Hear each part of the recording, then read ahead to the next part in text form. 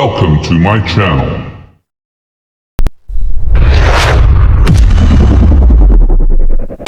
Unahin ko po muna ang mga naririnig ko at narinig ko rin na nasabi ng miyembro ng Kingdom of Jesus Christ na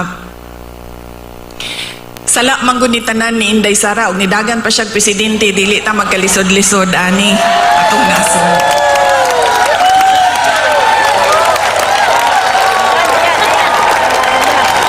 In another forum, I will thoroughly explain myself kung bakit ganon ang nangyari at ganon ang desisyon ko.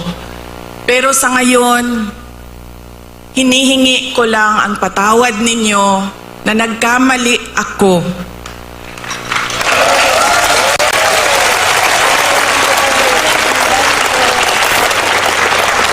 Nagkamali ako sa paghingi ng tulong at suporta nyo para kay Pangulong Bongbong Marcos.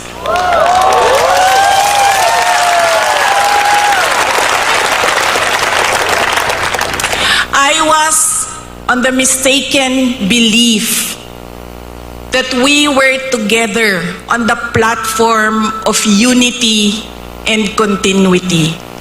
Nagkamali ako. Kaya hinihingi ko ang patawad ninyo.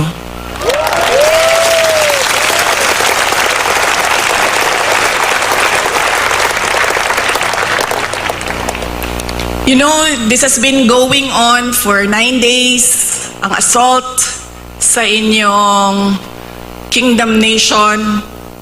At I could not come earlier dahil meron ding atake sa opisina ng pangalawang Pangulo. At hindi ko maiwanan ang aking mga kasamahan doon sa Office of the Vice President.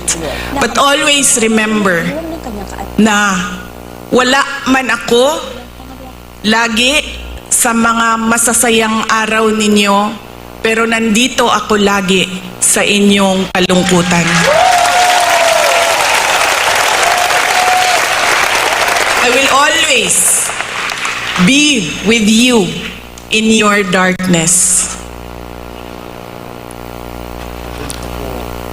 Bago ako pumunta dito, doon sa Manila, sinabihan ako, huwag kang lumapit sa KOJC dahil talo ka dyan.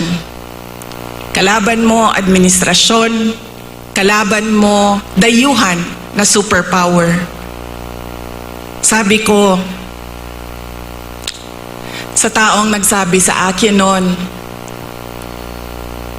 walang contest, hindi ako matatalo. Walang kompetisyon.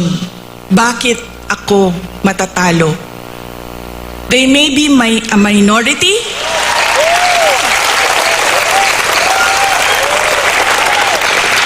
they may only be 8 million around the world.